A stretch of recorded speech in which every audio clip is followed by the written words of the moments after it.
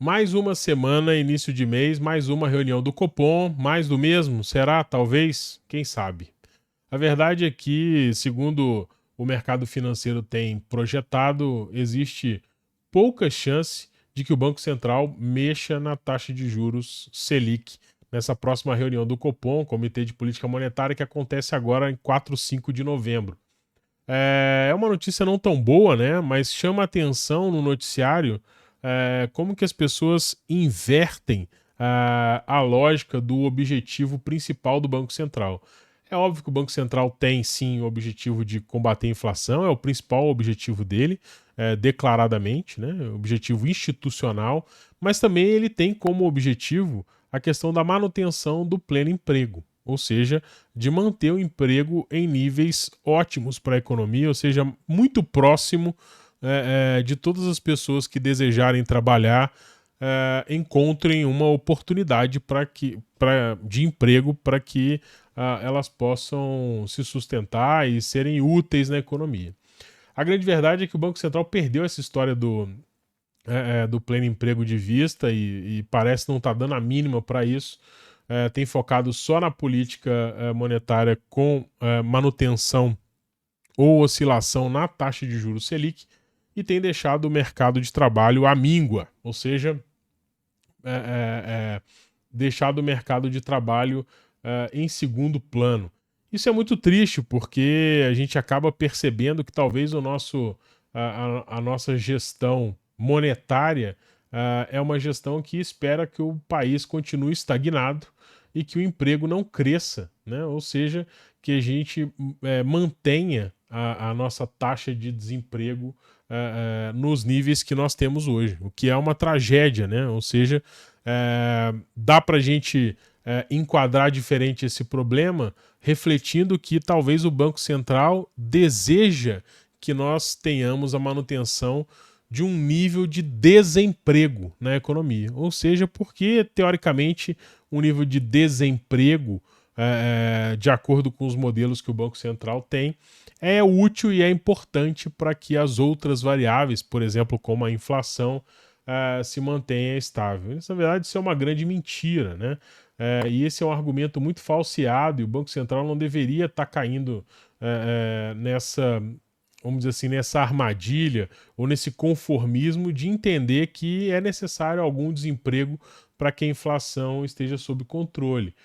Esse cenário não é verdade, por exemplo, é verdade apenas se você pensar que a nossa capacidade produtiva ela vai se estagnar. Num país que cresce, que aumenta a sua capacidade produtiva e que investe para que essa capacidade produtiva seja cada vez maior, a questão do emprego não deveria preocupar, muito pelo contrário, né? Porque se você raciocinar comigo, é bem lógico, né? Que qual empresário vai desejar que menos pessoas tenham renda para consumir?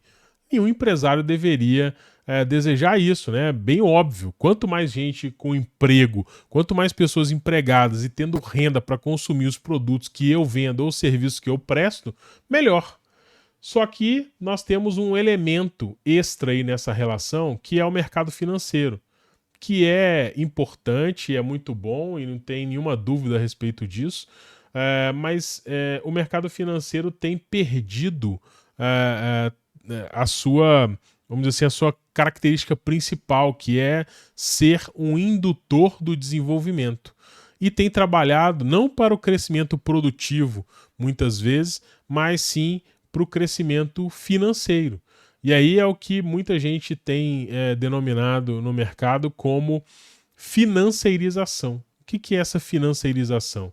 É quando o mercado financeiro tem mais importância do que o mercado produtivo. E aí nós criamos uma situação que é gerar o dinheiro pelo dinheiro.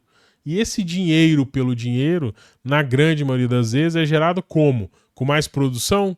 Nem sempre. Na verdade, ele é gerado hoje principalmente com mais especulação, ou seja, é como se fosse uma bet, né? Ou seja, as pessoas apostam no futuro, nas variáveis do futuro, independente se elas são boas ou más para o país.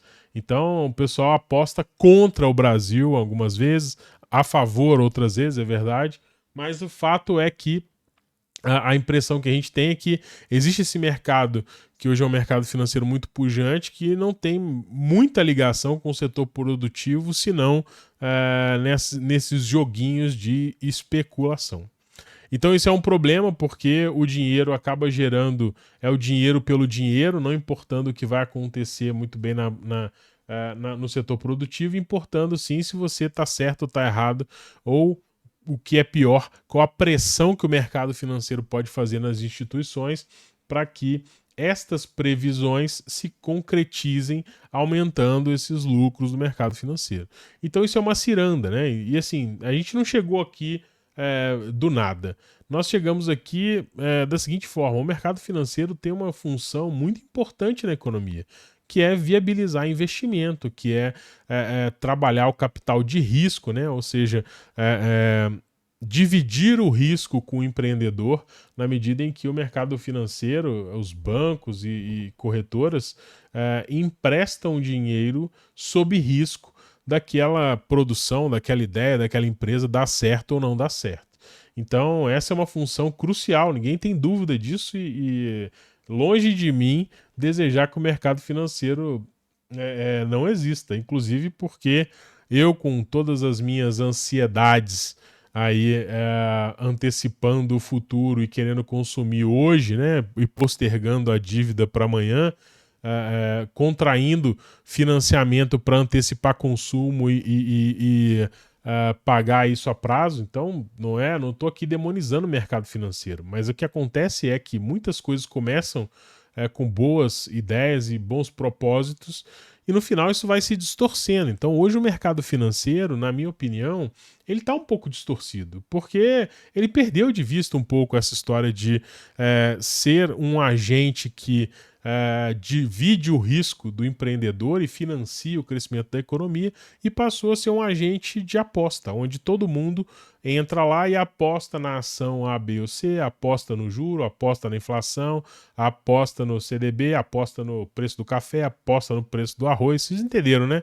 Então a pessoa vai apostando. Não importa o que está acontecendo na economia real, porque acaba que vira uma profecia autorrealizável. Se está todo mundo apostando que algo vai subir, acaba subindo, né? Óbvio que nesse meio do caminho tem algumas intempéries, né? Ou seja, nada é tão cartesiano quanto eu disse aqui, as relações não são tão óbvias, mas também vocês há de convir que, principalmente hoje no Brasil, isso acontece no mundo inteiro, mas existe uma ciranda, né?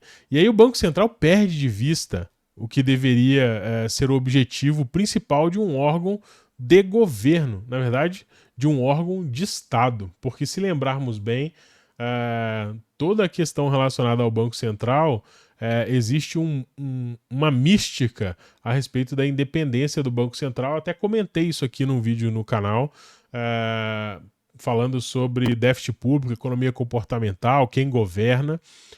Existe um mito de que o Banco Central deveria ser independente, mas a verdade é que o Banco Central deveria ser independente para buscar os interesses, ou buscar os melhores interesses do Estado, e não é do governo. Aí vamos lá, vamos fazer uma diferenciação aqui, né?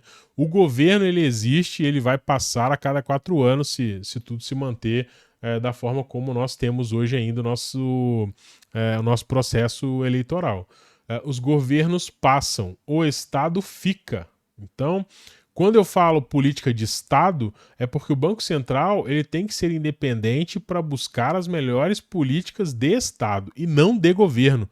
Muito menos as melhores políticas que visam o interesse do mercado financeiro, né? E aí o que nós notamos é que muitas vezes o Banco Central precisa, né, sinalizar para o mercado financeiro que nós vamos ter um ambiente de mudanças muito suave, ou seja, muito devagar, porque o mercado financeiro costuma ficar nervoso se ele suspeita que as apostas que ele fez não vão dar certo.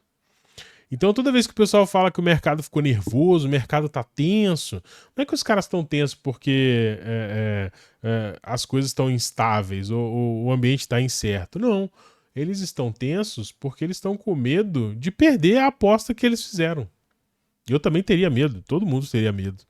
Então, o mercado fica com medo. Então, toda vez que o Banco Central vai fazer uma reunião, fica essa tensão no mercado, porque não se sabe se o Banco Central vai seguir a lógica que o mercado espera ou se ele vai procurar fazer outra coisa. E aí, essa é que é a grande armadilha, né? Porque o mercado fica nervoso, desestrutura toda a questão econômica com essa tensão, e o Banco Central, se ele não seguir o que está planejado pelo mercado, ou seja, se ele não respeitar a âncora, e olha a economia comportamental chegando aqui, se ele não respeitar a âncora que o mercado estabeleceu, aí sim a gente tem um problema de tensão e um estresse no mercado, e isso acaba atuando para que as grandes corporações, o grande capital, criem um ambiente de instabilidade financeira. Essa instabilidade financeira, obviamente, reflete aonde? Reflete no consumo, reflete na renda, reflete na percepção que as pessoas têm da evolução, e isso, obviamente, vai impactar, reflete na decisão das pessoas, né? Porque se você começa a escutar um monte de notícia negativa a respeito de uma variável, você vai ficar negativo, obviamente, né? Você vai procurar reter, você vai aumentar a sua ansiedade em relação ao ambiente econômico. E as pessoas com ansiedade em relação ao ambiente econômico, ou seja, as pessoas numa situação em que o ambiente econômico não reflete uma estabilidade ou não reflete uma mudança para melhor, as pessoas fazem o quê? As pessoas ficam com medo, então antecipam o consumo, guardam dinheiro, retrai a renda, enfim, tem uma série de consequências aí inúmeras para o mercado. Mas o fato é que o Banco Central não deveria ter apenas como meta essa questão relacionada à taxa de juros. E aí vou comentar por causa de dois motivos. Primeiro, porque, na minha opinião, ele não deve privilegiar a questão monetária ao emprego. Mas eu entendo qual que é o grande dilema da política monetária hoje, que se você estimula o emprego, mas não consegue estimular a produção, você gera uma escassez e isso tem um reflexo negativo para a inflação, né? Então, qual que é o grande problema, né? O grande problema é que o Banco Central não consegue sinalizar como é que eu vou dizer isso? Um afrouxamento da política monetária, uma redução dos juros, né? Porque isso impacta no mercado financeiro. E o mercado financeiro, se sentindo impactado, fica mais conservador. Por outro lado, o mercado financeiro também não estimula, né? Ou seja, não olha do outro lado desse problema. Com a taxa de juros caindo, né? Ou seja, a taxa de renda da financeirização do investimento em título público, do investimento em ações, especulativo, enfim, de toda essa grande prateleira diversificada que se tornou o mercado financeiro com produtos variados, né? Você pode apostar em qualquer coisa hoje relacionada a financeiro, né? Eu estou falando aposta não para depreciar, tá? É porque realmente é uma aposta. Toda vez que você olha para alguém dizendo que alguma coisa vai acontecer no futuro, isso é uma aposta. Por mais que os caras tenham modelos e tenham um monte de tecnologia para projetar o que seria o futuro, ou olhar para trás e criar uma regressão, uma forma, um modelo econômico para o futuro, ninguém sabe o que vai acontecer no futuro, né? A não ser que nessa questão de ninguém sabe o que vai acontecer no futuro, que as pessoas, que o mercado financeiro, na verdade, não queira adivinhar o futuro, mas ele queira forçar o futuro que ele preveu. Né? Que ele preveu? Que ele previu. Que ele previu. O que ele previu? Eu fiquei na dúvida agora. Mas tudo bem, depois eu corrijo isso. Então, mas vocês entenderam isso? Então, assim, não é que o mercado financeiro está projetando o futuro.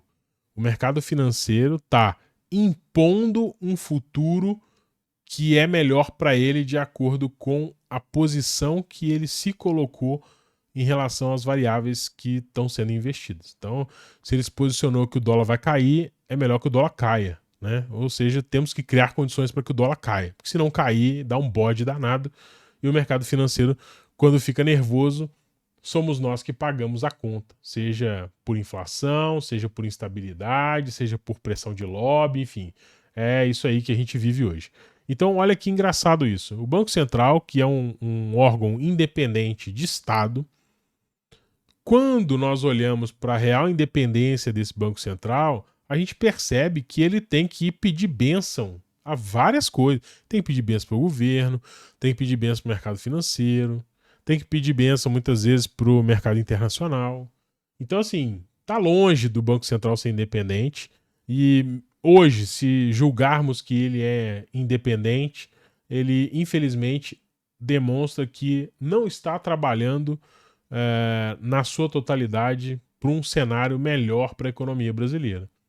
Primeiro, porque ele pressiona a taxa de juros para que ela mantenha um nível que é interessante ao banco financeiro, que financie confortavelmente a dívida pública e aceita com isso um crescimento menor, aceita com isso um nível de desemprego mais alto, ou seja, no frigir dos ovos, o que a gente percebe é que o Banco Central persegue também uma meta de desemprego.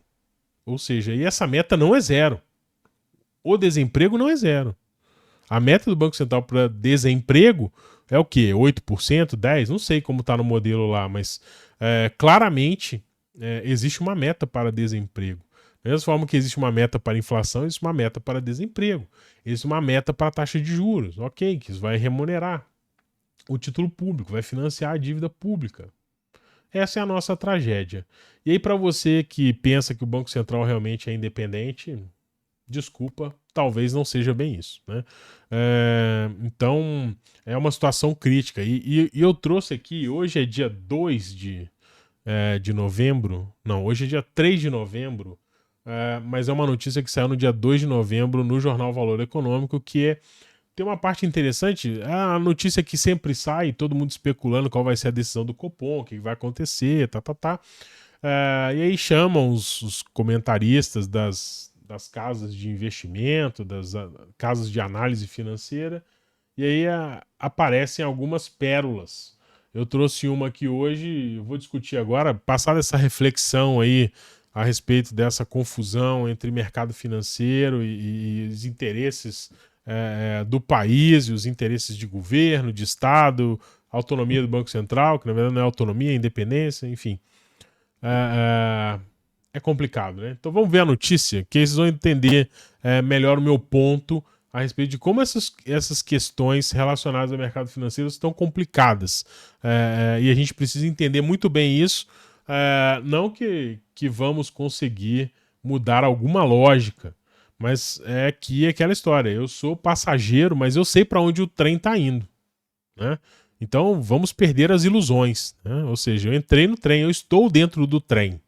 Agora, você pode ser um passageiro que sabe para onde você vai, ou você pode ser um passageiro que, na acepção da palavra, né, é passageiro mesmo, não decide nada. Tá ali e deixa a vida me levar. Bom, a minha experiência, a minha pequena experiência, eu não vou dar conselho, mas a minha pequena experiência e a minha forma de enxergar isso é que é sempre melhor saber para onde está indo. Mesmo que você tenha entrado no trem sem querer, ou que você acha que entrou no trem sem querer, ou que você acha que não tem nenhum poder de tentar mudar o trem, o destino do trem, mesmo assim, é importante saber para onde você está indo. Então vamos ver essa notícia do Valor aqui. Bom, a notícia é essa aqui, ó. Valor Econômico, dia 2/11, mercado espera Selic parada em 15% e adia a expectativa de cortes. Bom, conveniente, né? Tá todo mundo comprado. Para que eu vou querer que a Selic caia? Né? Imagina, você tem um investimento que te dá 15% ao ano. Aí você tem o poder de influenciar a decisão se esse investimento vai continuar rendendo 15% ao ano ou se ele vai passar a render 14%. Vamos lá, imagina que você seja uma pessoa extremamente altruísta, bondosa, né? Você vai querer que reduza o rendimento do seu investimento? Acho que não, né? Ninguém em sã consciência. O mercado financeiro é isso aí. ele não quer.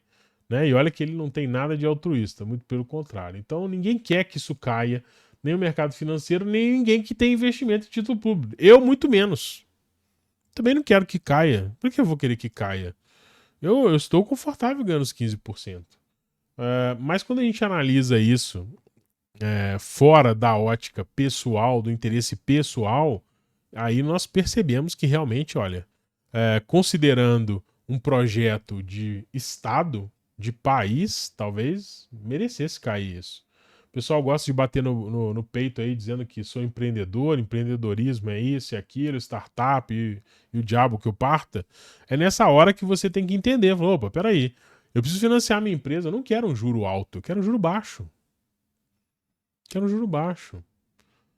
Não existe melhor renda ou maior renda do que renda do trabalho. Não deveria, pelo menos, existir uma renda maior do que a renda do trabalho.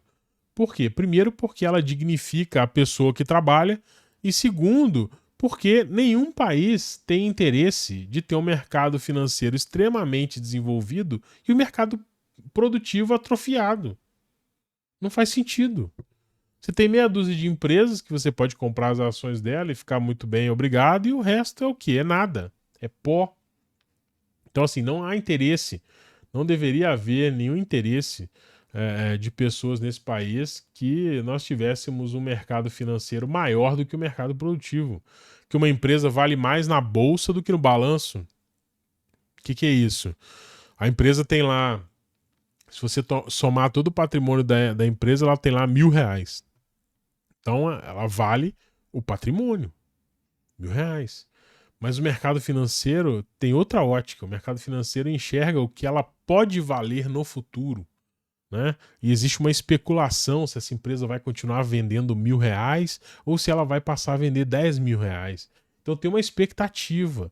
E aí quando essa expectativa é muito boa, tipo agora o que acontece com OpenAI, ChatGPT e tudo que é empresa relacionada à inteligência artificial, quando a perspectiva e a especulação é positiva, a gente tem umas anomalias. A gente tem que a empresa tem R$1.000 de patrimônio, mas na bolsa ela vale 100 milhões. Eu exagerei, óbvio, né? Mas vocês entenderam o ponto? Não deveria haver nenhuma empresa que vale mais na bolsa, na aposta, na perspectiva futura do que no balanço. Notem que aqui tem um componente de antecipação de benefício, né? Que a gente estuda muito bem na economia comportamental. Nós estamos sempre querendo antecipar as coisas boas. Se for para ganhar dinheiro, que seja hoje, não amanhã. Eu prefiro ganhar menos hoje do que um pouco mais amanhã, porque algo bom eu quero que venha muito rápido para mim. Né? Então, assim, a maior antecipação, o maior viés do presente que a gente chama de economia comportamental, que é essa preferência pelo hoje em detrimento do amanhã, né? Mesmo que o amanhã seja melhor, seja mais, é preferível hoje. Então talvez o maior viés do presente que exista, e é contraditório porque é um viés do presente, mas que diz respeito à expectativa de futuro, mas de futuro antecipado. E aí a gente antecipa o futuro e quer realizar tudo hoje. E aí as bolsas sobem, as bolsas descem, né? Antecipa para o bem, antecipa para o mal, né? Mudou a expectativa, antecipa para o mal e as coisas caem. Mas notem que também não é razoável que uma empresa valha menos na bolsa do que no balanço. Então, se a empresa tem R$1.000 de patrimônio, não faz sentido ela ser avaliada em 500 pelo mercado. Porque ela tem um patrimônio de 1.000. Aí você vai dizer para mim assim, mas se ela tiver mal das pernas ou se a perspectiva for ruim, as pessoas desvalorizam ela. Eu falo assim, tá, mas vai desvalorizar amanhã. Hoje não faz sentido, porque hoje o patrimônio é 1.000. Toda vez que a gente sai do presente e começa a tentar adivinhar o futuro e se posiciona em relação a isso e toma decisão como se o futuro fosse esse, especula, a gente chega nesse paradoxo, que a gente não consegue viver o hoje, a gente só consegue viver ou ontem ou depois de amanhã. Isso não faz sentido, isso gera instabilidade. Né? Então, o que aconteceu? O que acontece? Né? a gente fica olhando para o futuro e gera essas anomalias, como uma empresa valer mais ou menos do que ela tem de patrimônio. Mas vamos voltar, porque eu abri um leque muito grande aqui. Vamos voltar. 15% é a Selic. E o mercado diz que não haverá cortes tão cedo, né? E aí vamos ver a chamada da matéria, né? Depois a manutenção nesta semana é unanimidade. Aponta pesquisa elaborada pelo Valor com 120 instituições financeiras. 120 instituições financeiras pesquisadas estão achando unanimemente que o Banco Central não vai mudar a taxa de juros. Qual a chance vocês acham do Banco Central mudar a taxa de juros baseado nessa pequena pesquisa singela de que 120 instituições financeiras acham que não vai mudar? Vocês acham que vai mudar?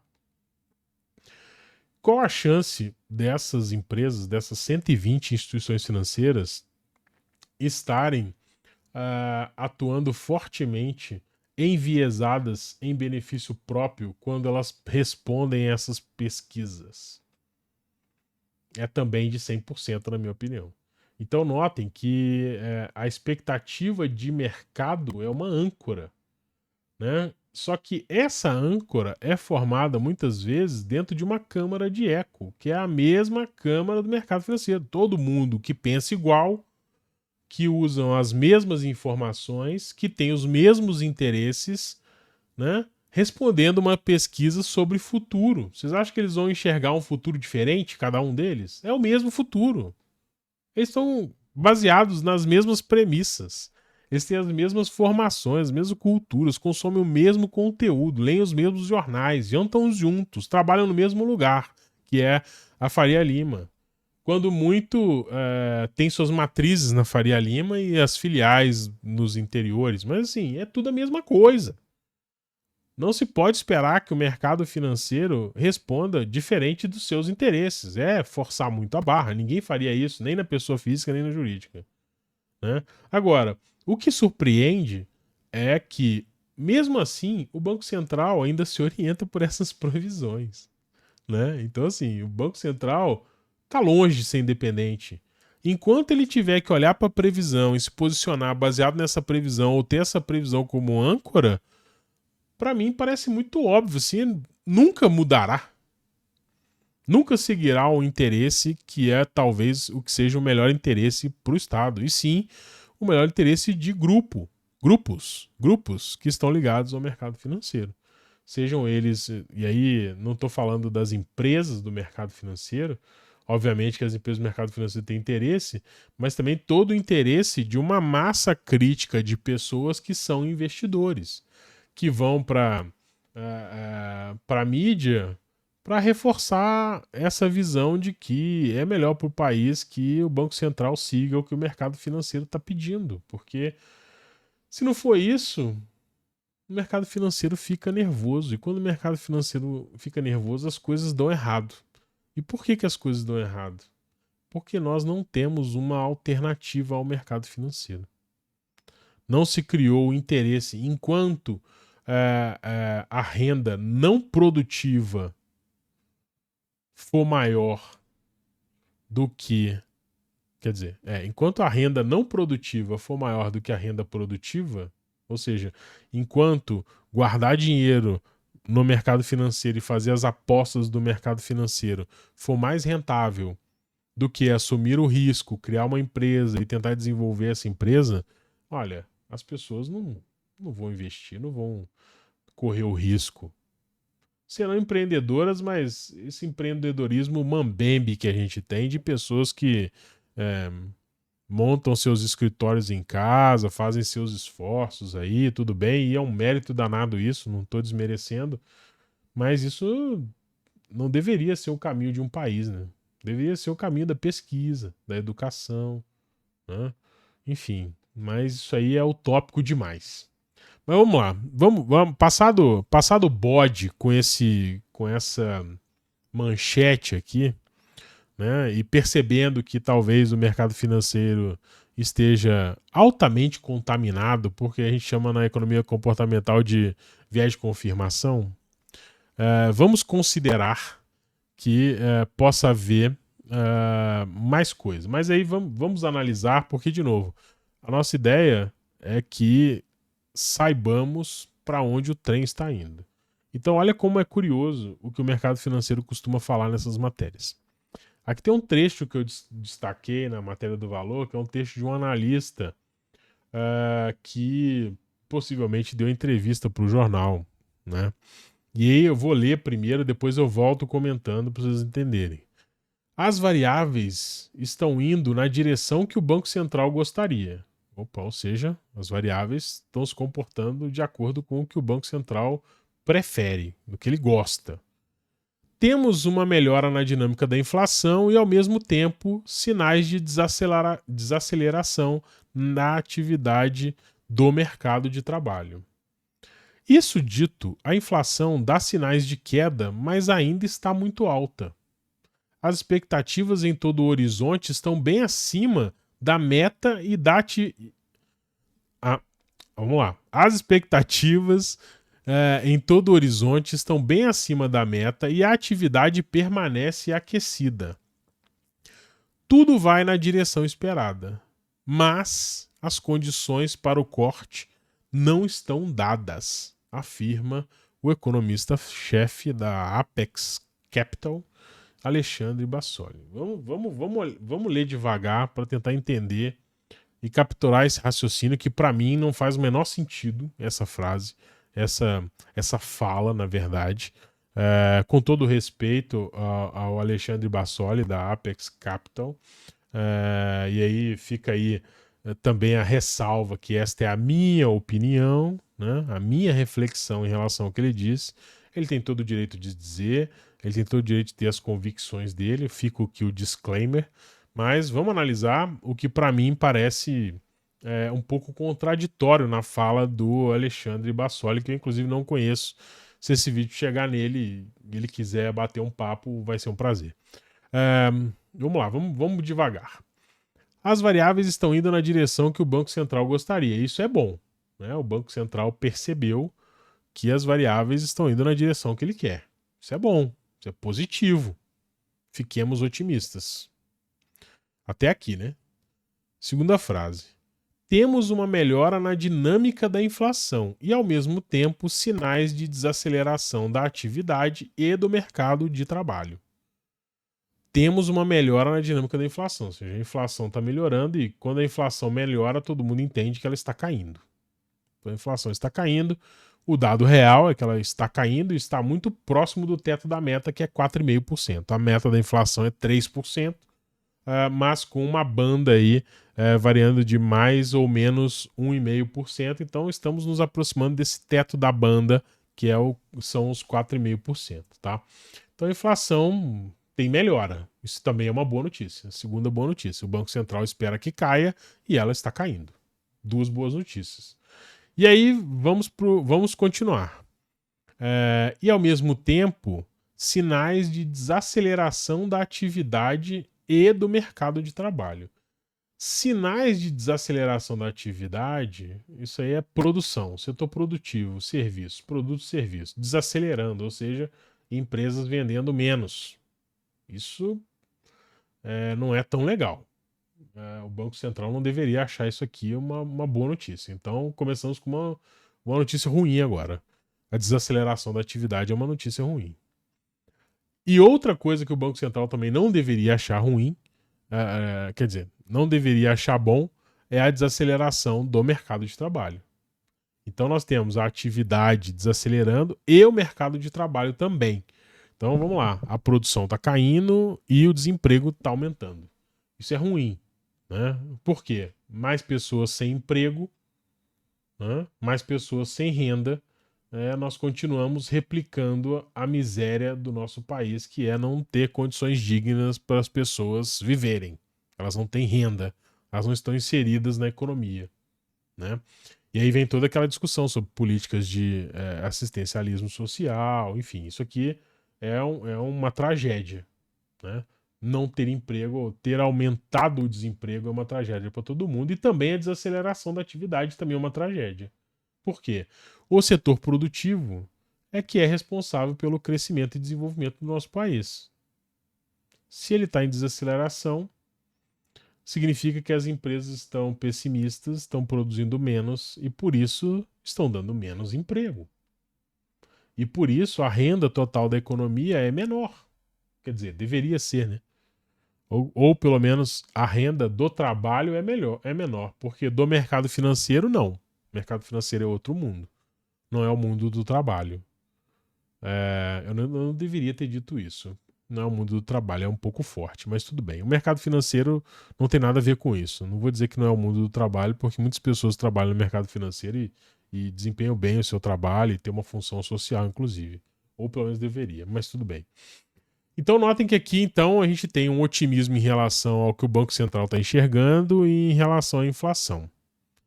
Se a gente pensar que o Banco Central gostou da direção que é melhora da inflação, queda na atividade e aumento do desemprego ou queda no mercado de trabalho, aí já começa a ficar estranho. Porque não deveria ser bom para o Banco Central que a atividade econômica desacelerasse e que o desemprego desacelerasse junto. Que o emprego desacelerasse junto, ou seja, que aumentasse o desemprego. Mas vamos continuar com a fala aqui do economista. Isso dito, a inflação dá sinais de que. Isso dito, a inflação dá sinais de queda, mas ainda está muito alta. Tá bom, é possível concordar com isso. Ela não estaria muito alta se ela estivesse abaixo do teto da meta, mais próxima dos 3%, que é o centro da meta, do que do topo da meta, do topo da banda, né? Então, ok, tudo bem. A inflação ainda está bem alta, mas está caindo. As expectativas em todo o horizonte estão bem acima da meta. O que ele está dizendo aqui? As expectativas as apostas, leiam, as apostas no horizonte estão bem acima da meta. Ou seja, muita gente está apostando que a inflação vai ser maior do que o teto da meta. E a atividade permanece bastante aquecida. Ou seja, ele primeiro falou de desaceleração da atividade, depois a atividade bastante aquecida. Eu entendi que é a expectativa com a atividade ainda está bem aquecida, o que é estranho, porque para mim aqui começou uma contradição na fala do Alexandre Bassoli. Tá. Tudo vai na direção esperada. E aí, essa é a nossa miséria. Tudo vai na direção esperada. Inflação caindo um pouquinho, mas ainda alta. O desemprego aumentando, né? E a atividade econômica reduzindo. É uma miséria isso, né? É o fim, né? Ou seja, a inflação não cai o suficiente, a gente não gera os empregos suficientes para todo mundo ter trabalho e dignidade, e o setor produtivo está encolhendo. Ou seja, é uma notícia muito ruim, né? Ou seja, e é estranho porque tudo vai na direção esperada, né? E aí, eu acho que nesse ponto aqui. Opa, peraí que eu voltei aqui. Eu acho que nesse ponto é que a gente deveria mudar essa âncora. Não é a direção esperada que a gente tem que trabalhar. Nós temos que trabalhar com a direção desejada. Só que esse desejo precisa ser um desejo de Estado e não um desejo do mercado financeiro. E não um desejo de meia dúzia de pessoas que ganham mais do que gastam, ou seja, que geram poupança e investem no mercado financeiro. Essa é a grande questão. E olha que eu sou uma dessas pessoas privilegiadas. Mas isso não deveria ser um objetivo. Isso não deveria ser regra para nenhum. Não deveria ser meta. Né? Mas enfim. Tudo vai na direção esperada, mas as condições para o corte não estão dadas. O que ele quer dizer aqui tudo está indo muito bem, obrigado. Mesmo com essas contradições aí do Banco Central, entre aspas, está gostando que o desemprego esteja aumentando ou que não esteja caindo e que a atividade econômica esteja com sinais de desaceleração. Então, assim, é complicado, né? É complicado. Mas, enfim. Então, esse é o cenário geral da coisa. As contradições estão aí. Enquanto a gente não conseguir mudar essa lógica, esse olhar, né, para o que realmente interessa enquanto projeto de país, de Estado, a gente vai estar nessa miséria aí, que é discutindo a aposta de amanhã. E é interessante que quando vemos que as coisas vão mal no setor público, o setor privado caminha para ser ainda pior, com essa profusão de apostas que a gente tem hoje na economia, com essas bets malucas aí, todo mundo apostando em tudo, até apostando quantas vezes o Lula vai falar besteira no seu discurso, quantas vezes o Lula vai viajar. Cara, é absurdo demais isso. Nós vivemos hoje a economia da aposta. O mercado financeiro aposta em tudo e força com que o futuro seja o que ele deseja, né, com alguns acidentes de percurso, né, para não parecer tão descarado assim. Né? Então, de vez em quando acontece um evento, olha, o mercado financeiro errou, perdeu dinheiro, gerou instabilidade, né? Porque eles também não conseguem controlar todas as variáveis, né? Pelo menos não conseguem controlar principalmente as variáveis externas. As internas até existe uma pressão, existe um lobby, como nós vimos aqui, nessa ilustre pesquisa com 120 instituições financeiras que estão prevendo a mesmíssima coisa em relação ao Selic. Isso é um negócio assim, assintoso. Não dá para sustentar 10 segundos de reflexão a lógica disso, porque para mim tá óbvio. 120 empresas pensando igual, gente. Junta eu e mais 3 pessoas aqui numa sala e responde uma pesquisa, obviamente cada um vai ter sua convicção em relação a um tema incerto, né? Porque economia, diferente do que todo mundo gosta de pensar, não é objetivo, né? Não é 2 e 2 são 4 e ponto. Não é assim, não tá nesse nível. Né? As coisas são incertas. Então, se você senta com 5 pessoas e pergunta uma visão de futuro para cada uma das 5 separado, é improvável que todos os 5 tenham a mesma opinião, salvo que se for uma amostra muito ruim, muito viciada, né? Uma amostra muito enviesada de um grupo que tem pensamento comum, interesses em comum, que é o que a gente vê no mercado financeiro.